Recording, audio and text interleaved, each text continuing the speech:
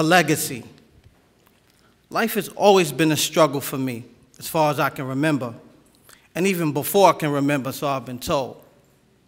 My parents were in a time of tremendous stress and fear when I was born. Not knowing if I would survive based on my older brother who was born just 2 years before and suddenly passed away at only a few months old. Hassan Waters is the name of my dad. That is a name that my dad would say occasionally throughout the years of my life. It felt as if he was always with us, although I never met him. The 70s in the South Bronx was no fairy tale at all. 90210 was a total opposite of 10456. Drugs, streets, survival of the fittest was the life of my parents. Children were an addition, but not always easy to manage as well as create. My brother's death was caused due to the contaminated reproductive system of my mother. The drugs wouldn't give my brother a chance for whatever reason. 2 years later, there was another opportunity for life in this contaminated system. Me. My chance has come. I can survive or die. What will I do? I fought my way through the crack cocaine, alcohol, cigarettes, and took my first breath on this earth unscathed. Where am I? What is this place? And why am I here again? My father answered every one of these questions my entire life over and over again.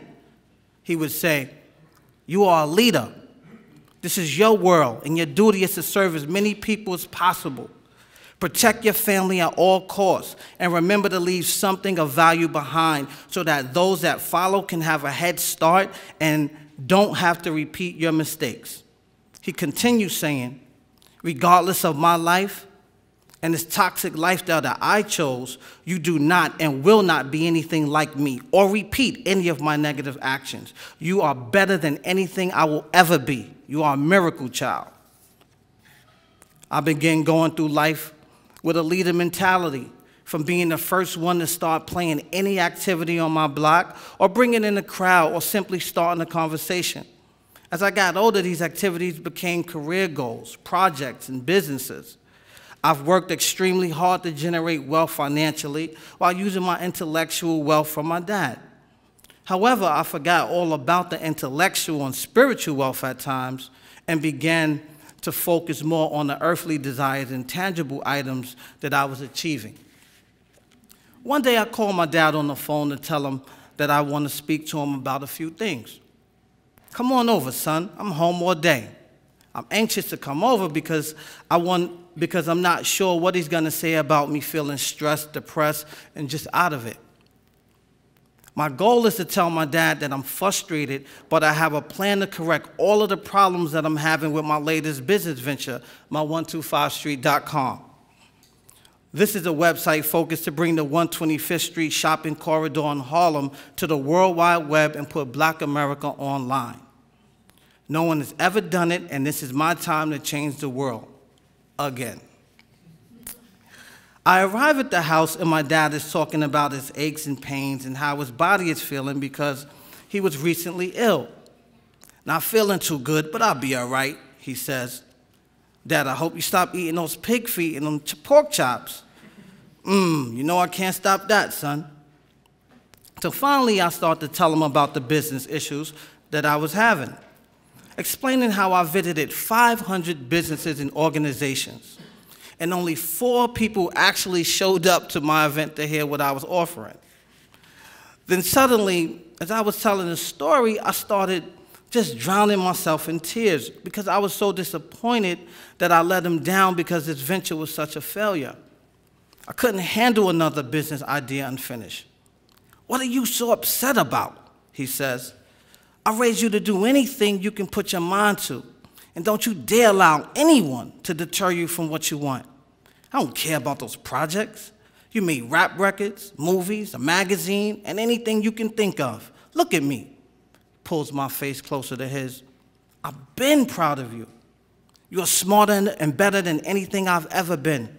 You are my son, and I will always love you no matter what you do. You can be a goddamn garbage man and I'll still love you. So after that, all I could say is, but I can't leave Rasheen anything. I have nothing, Dad. What about the house I wanted to get you? Jackie has already died, my stepmother of 20 years, and she didn't get a chance to appreciate any of my success. All of these things I've done, I need money, resources. It's hard for us. I have all these ideas and I can't never get a fair shake. Listen, he cuts me off. You are great, smarter and talented than any of these motherfuckers out here. Plus, I didn't raise no quitter. So figure it out and stop. Don't stop until you are happy. That's it. I don't want to hear no more about it. Get it done. Do I make myself clear? Yes, Dad. Feeling like a 12-year-old just been scolded, but in a good way, respectful way, and much-needed way. Thank you, Dad. I love you for that. Thinking about that conversation reminded me of how unselfish my father was. To put me before him. Who does that? It's easy to say, but he actually does this every day of my life. About 9:30 p.m. on June 27, 2007, I get a call from my sister that my dad fell out of his bed and isn't moving. I rush over to her. I rush over to her house, and he lies on his 195-pound body, stiff and full of cancer. I knew this day would come when a hospice rep told me her title, sitting in his house, caught me by surprise 2 months earlier. Dad, I know you may look as if you're unconscious for the last 5 days, but I know you can hear me. I love you, and I finally figured out what we need to do here. I don't want to pull the plug and stop these machines from keeping you alive, although we've had this conversation practically for the last 20 years. Oh boy, this is hard, but I guess I have to do it. We'll wait until tomorrow, and if nothing changes, I guess I'll give the okay. Well, this is it. I'm 32, and it's time to finally be a man. Not 21, but 32. I know all that you've done, everything you can for me. You've given your blood, your sweat, your love, your tears. I cannot continue to be selfish. I have to let you go. If you wanted to stay, you would have woken up by now. Rasheen, Sheena, my sister, and I will be fine. You taught us the ropes, and we will do the best that we can. I love you, Dad, and I give you permission to go.